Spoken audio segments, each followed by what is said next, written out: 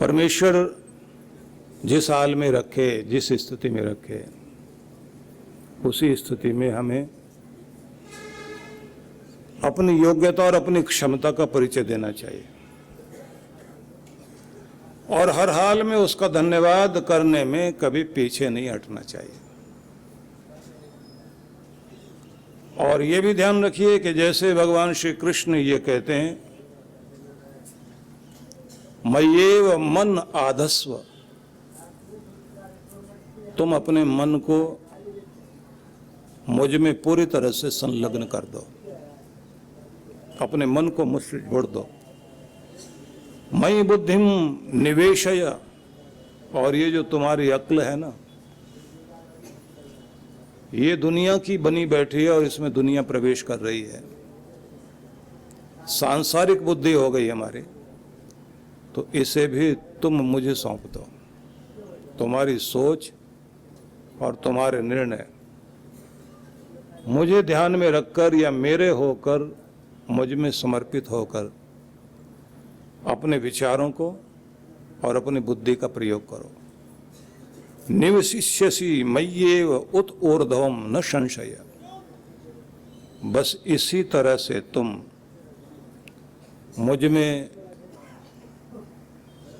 समर्पित होकर अपना कल्याण कर सकोगे, इसमें कोई किसी भी तरह का संदेह नहीं है। तो भगवान ये समझाना चाहते हैं श्री कृष्ण कि अपने मन और बुद्धि को प्रभु में लगाओ, धर्म में लगाओ, मानवीयता में लगाओ। हमारा मन अधिकांश रूप से संसार से जब जुड़ जाता है तब इसके अंदर नकारात्मकता बहुत आती है, नेगेटिविटी बहुत आ जाती है और जो हमारे थॉट्स हैं वो नेगेटिव थॉट्स हो जाते हैं। नेगेटिव थॉट्स वो हैं जो चीज़ आप जिंदगी में नहीं चाहते, लेकिन ध्यान हमेशा उसी पे लगा रहता है। नुकसान ना हो जाए, चिंता बढ़ ना जाए, जिंदगी में डर ही डर ना हो जाए, दुख ना आ जाए, धन हानि ना हो जाए, घर परिवार ना टूट जाए। जो भी असुरक्षा की भावना है आपकी जिंदगी में, जो आपको नहीं चाहिए, ज्यादातर दिमाग में वही चीज चलती है और आप बोलते भी यही हैं, भगवान मुझे सुखी करो, सुखी हो ना हो पर दुखी मत कर देना। तो जो नहीं चाहिए आप भगवान से भी वही बोलते हैं, भगवान जिस हालत में है उसमें रहे तो बहुत अच्छा, इससे नीचे ना गिरा देना। तो जो आप नहीं चाहते, ज्यादातर ध्यान आपका वहां पर रहता है, अपने डरों में, अपनी चिंता में, अपने दुख में, अपनी परेशानी में। और ध्यान रहना चाहिए उसमें जो आपको चाहिए, जहां पहुंचना चाहते हैं, जो होना चाहते हैं, जो आपको मिलना चाहिए उस पर ध्यान लगाइए, जो नहीं मिलना चाहिए वहां से ध्यान हटाओ। बीमारी को याद करोगे तो बीमारी आ जाएगी, रिश्तेदारी क्यों जोड़ते हो? बुरा कहते कहते बुरा होने लग जाता है, तो शुभ सोचिए। शुभ को जब आप अपने मन में लाते हैं और बुद्धि भी शुभ के लिए प्रयोग करते हैं, और इसी प्रकार से चलते चलते जब आपका ध्यान परमात्मा के भजन में और सत्कर्म में लग जाता है, तो भगवान ये कहते हैं कि फिर तुम मुझे प्राप्त करोगे। मतलब तब तुम्हारे जीवन का उत्कर्ष होगा, ऊंचाई पर पहुंचोगे, समस्याओं का निवारण भी होगा। तो यहाँ ये भी ध्यान रखना कि जिंदगी में अगर कोई समस्या आए तो आपका ध्यान समस्या पर कम, समाधान पर ज्यादा होना चाहिए। कि इलाज क्या, ये तो आ गई, दिक्कत तो है, पर अगर दिक्कत ही सोचते रह गए तो इलाज कैसे करोगे? प्रश्न ये नहीं है कि क्या हो गया, प्रश्न ये है कि करना क्या है। जो हुआ है उसका कारण भी सोच लीजिए, किस वजह से हुआ। बार बार बीमार पड़े आदमी तो ये जरूर ध्यान रखना चाहिए कि बीमार पड़ रहे हैं तो रीजन क्या है। खान पान में गड़बड़ है, इम्यून सिस्टम हमारा कमज़ोर हो गया है, जो शरीर की प्रतिरोधक क्षमता है कहीं वो कमज़ोर हो गई है। जो चीज़ हो गई है उसे ठीक करना, कारण और निवारण। हम क्या करते हैं, बीमारी आ गई, बार बार बीमारी आ रही, बार बार झगड़ा हो रहा, बार बार कर्जा हो रहा, किस्मत खराब है। पंडित जी महाराज आप बताओ क्या करना है। तो पंडित जी महाराज को ढूंढ लिया, उन्होंने पतरा खोल लिया और उसमें से खतरा बताना शुरू कर दिया, राहु केतु सारे बता दिए। अब आप जो है राहु केतु का तो इलाज कर रहे हैं, अपना इलाज कर ही नहीं रहे हैं। आपको सबसे पहले वो ठीक करना चाहिए कि जिससे राहु केतु भी प्रसन्न हो जाएं, जिससे आपके जिन कारणों से आपको समस्या आती है। सब इलाज कर लिया आपने, लेकिन वो इलाज किया ही नहीं जो आवश्यक है। वो कृपा भी, राहु केतु जितने ग्रह नक्षत्र हैं वो भी अनुकूल होने चाहिए, लेकिन वो अनुकूल हो जाते हैं अगर आप अपना नियम ठीक से निभाते हैं। नहीं तो वही बात होगी कि किसी ने हनुमान जी से रोज प्रार्थना की कि लॉटरी लगवा दो। हनुमान जी को गुस्सा आ गया, एक दिन प्रकट हो गए और गदा उठा के बोले लॉटरी का टिकट तो खरीदो या वो भी मैं ही खरीद के दूंगा। अपना कर्म तो करो ना। हम तो अपना कर्म भी करने को तैयार नहीं, हिलने को तैयार नहीं, सब भगवान तुम ही करो। तो फर्ज निभाइए, कारण ढूंढिए, कारण का निवारण कीजिए। और ध्यान रखिए कि किसी समय आदिकाल में परमात्मा ने अपनी समस्त विभूतियां और अपनी सारी शक्तियां मनुष्य के लिए साधारण ढंग से उपलब्ध करा दी, और इस तरह से कि अपनी दिव्य शक्ति चारों तरफ फैला दी कि हर कोई उसका उपयोग कर सकता है। थोड़ा सा मंत्र बोलिए, शक्ति जागृत हो जाएगी। थोड़ा सा कुछ यज्ञ कर लीजिए, आपको पूरा लाभ हो जाएगा। थोड़ा ही आप नियम निभा लीजिए, सब कुछ मिल जाएगा। तो कहते हैं कि फिर ब्रह्मा जी ने देखा कि मनुष्य सहज में मिली हुई चीजों का दुरुपयोग कर रहा है, उसका मूल्य नहीं समझ रहा। तो भगवान ने कहा कि अब ये चीज मुझे अपनी दिव्य शक्ति कहीं छिपानी पड़ेगी, जिससे व्यक्ति खोज कर और जगाकर उपयोग में लाए और अपना कल्याण करे। तो देवताओं को बुलाया और उनसे कहा कि तुम बताओ, मैं अपनी दिव्यता को, ये जो मेरी डिवाइन एनर्जी है, इस दिव्य ऊर्जा को मैं कहीं संभाल के रखना चाहता हूं, जहां पहुंचकर इंसान उससे लाभ ले। तो सब देवताओं ने अलग अलग राय दी। किसी ने कहा सातों समुद्र के मध्य में गहराई में जाके छिपा दीजिए। तो भगवान ने कहा कुछ पहुंच जाएंगे, कुछ नहीं पहुंचेंगे, और जो वहां जहाज वगैरह लेकर अपना पानी का पहुंच गए वो कब्जा जमा के बैठ जाएंगे, सबको लाभ होगा नहीं और कुछ दुरुपयोग करेंगे और उस शक्ति का मिसयूज होगा, दुरुपयोग। तो किसी ने कहा फिर पर्वत शिखर पर रख दीजिए। भगवान बोले आने वाले टाइम में ऐसा होगा कि मनुष्य यहां भी पहुंचेगा। बोले चांद सितारों में छिपा दीजिए। भगवान ने कहा कि मनुष्य के पास इतनी क्षमता है अपनी बुद्धि से, ये चांद सितारों में भी जाएगा। तो सब बोले महाराज फिर जमीन के नीचे पाताल लोक में। भगवान ने कहा ये धरती के आर पार जाने की शक्ति रखता है मनुष्य। तो सबने कहा फिर आपने जन्म दिया मनुष्य को, उसको बनाते समय उसकी कमजोरी भी आपको पता है, इसकी ताकत भी आपको पता है। तो भगवान मुस्कुराते हुए बोले कि मैंने आदमी की आंखें, उसका मन, उसका ध्यान बाहर की तरफ रख दिया, अंदर की तरफ नहीं रखा। तो बस यही इसकी कमजोरी है, और अगर इस रहस्य को यह जान ले तो यही इसकी ताकत भी बन जाएगी। तो मैं इसके दिल में ही ये चीज छिपा देता हूं और किसी को भी कम ज्यादा नहीं करता। जितने इंसान हैं सबको बराबर बराबर सबके दिल में अपनी दिव्य शक्ति को छिपा के रख देता हूं। जब भी ये बाहर से ध्यान हटाकर आंखें बंद करके अंतर में निर्विचार होकर, शांत होकर, सहज होकर गुरु की दी हुई विधि के अनुसार अपने मंत्र का प्रयोग करेगा, उस समय इसकी दिव्य शक्ति जागृत होती जाएगी। जितना जितना प्रयोग करता जाएगा उतना उतना खजाने का लाभ लेता चला जाएगा। तो भगवान ने सारी दिव्य शक्ति मनुष्य के अंदर छिपा दी।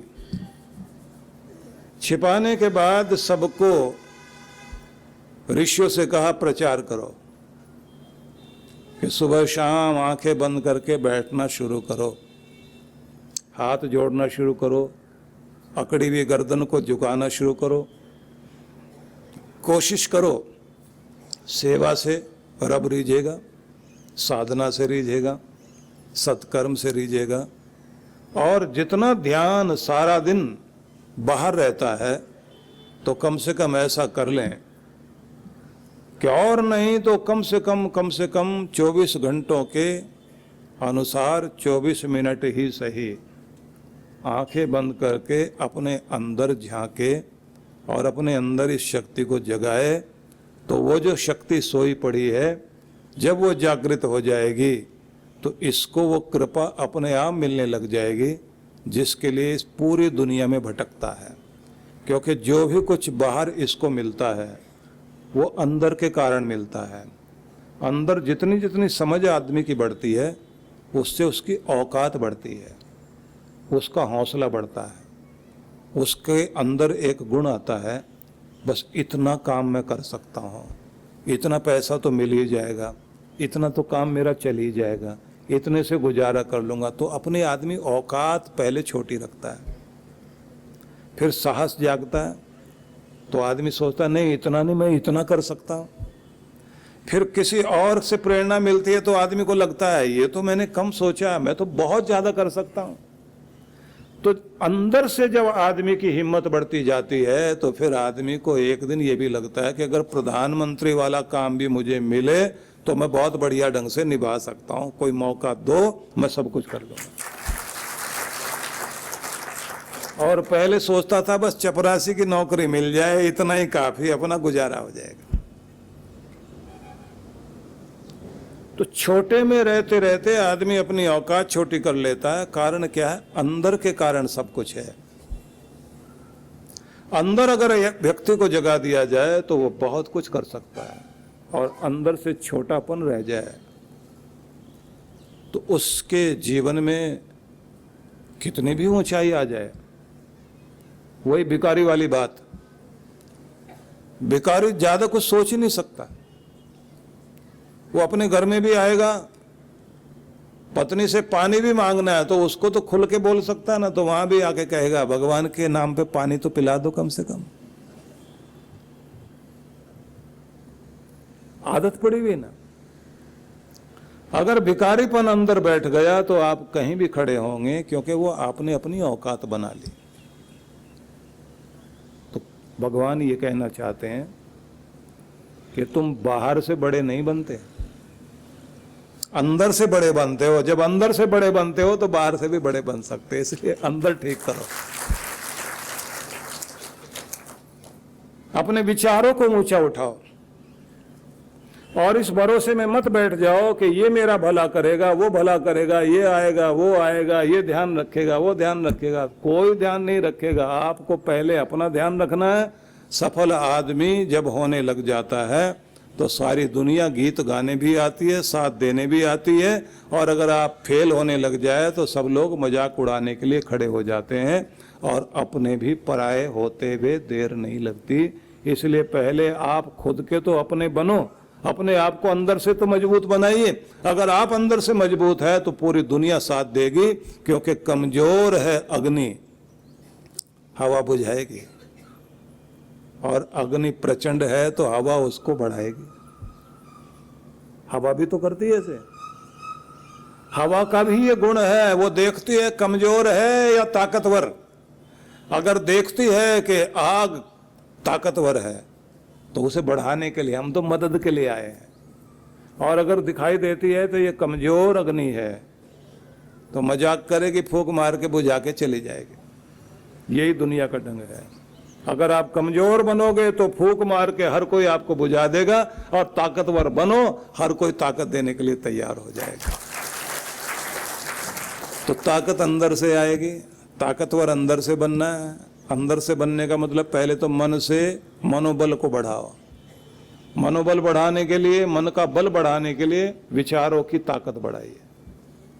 इंसान बदल सकता है 1 मिनट में, लेकिन वो 1 मिनट का मतलब होता है जिस मिनट आपका मन बदल गया उसी समय आप भी बदल गए। जब आपका मन नहीं बदला तो आप वहीं के वहीं खड़े हैं। इसलिए अपने मन को बदलना सीखिए, आपकी जिंदगी बदलती है। अपने ऊपर ध्यान दें। तो अच्छे विचारों के लिए डायरी रखो, उसमें नोट किया करो। पुराने लोग किसी एक विचार से प्रभावित होते थे तो कहते थे लाख रुपए की बात कही है। परम पूज्य सद्गुरुदेव श्री सुधांशु जी महाराज एवं डॉक्टर अर्चिका दीदी जी के पावन सानिध्य में गुरु पूर्णिमा महोत्सव 30 जून से 3 जुलाई 2023। कार्यक्रम की रूपरेखा। शुभारंभ 30 जून सायं 5 बजे सत्संग। 1 जुलाई प्रातः 8 से 10 बजे मंत्र शक्ति ध्यान। सायं 5 बजे सत्संग। 2 जुलाई प्रातः 8 से 10 बजे मंत्र शक्ति ध्यान। 10 से 11 बजे गुरु मंत्र दीक्षा।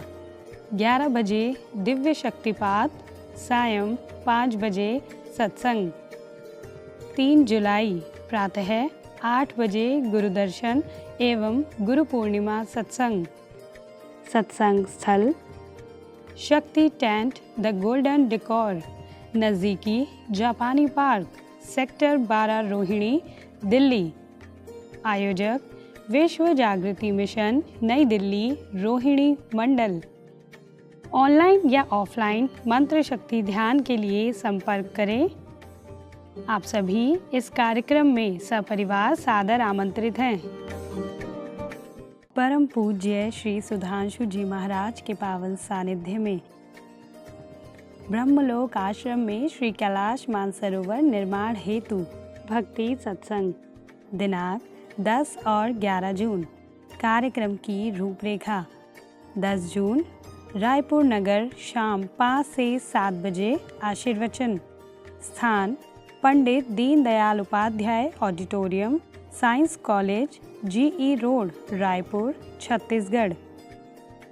11 जून ब्रह्मलोक आश्रम प्रातः 8:30 से 12 बजे गुरुदर्शन, चरण पादुका पूजन एवं आशीर्वचन। स्थान ब्रह्मलोक आश्रम, ग्राम परसदा, कुम्हारी, दुर्ग। आयोजक विश्व जागृति मिशन, छत्तीसगढ़ मंडल। अन्नपूर्णे सदा पूर्णे शंकर प्राण वल्लभे ज्ञान वैराग्य सिद्ध्यर्थम भिक्षाम देहि चा पार्वती। अर्थात हे अन्नपूर्णे, आप सदा पूर्ण हैं, भगवान शंकर की प्राण वल्लभा हैं। हे माँ पार्वती अन्नपूर्णा, आप मुझे भिक्षा दे जिससे हमारे ज्ञान वैराग्य की शुद्धि हो जाए।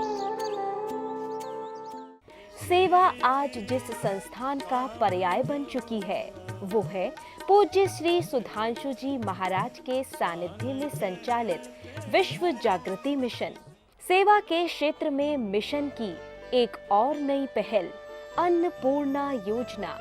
इस योजना में आप अपने एवं अपने परिवारजनों के जन्मोत्सव, विवाह की वर्षगांठ तथा दिवंगत परिजनों की पावन स्मृति में आनंद धाम आश्रम में स्थित गुरुकुल के ऋषि कुमारों एवं वृद्धाश्रम के वृद्धजनों को सहभोज करा सकते हैं। इस अवसर पर प्रातः गुरुकुल के ऋषि कुमारों द्वारा वैदिक मंत्रोच्चारण के साथ आपके एवं आपके परिवार की मंगल कामनाओं के निमित्त यज्ञ का आयोजन किया जाता है। यजमान की सुख, समृद्धि और दीर्घ आयु के लिए प्रार्थना भी की जाती है। दोपहर को सहभोज का आयोजन होता है। आप सपरिवार आनंद धाम पधारे, यज्ञ में भाग लें और अपने हाथों से भोजन कराकर पुण्य लाभ एवं आत्म संतुष्टि के भाव से जीवन को आनंदमय करें। इस योजना से जुड़ने के लिए एवं अधिक जानकारी के लिए संपर्क करें 958-2954-200, 9560792792। सहयोग राशि भेजने के लिए हमारा अकाउंट डिटेल है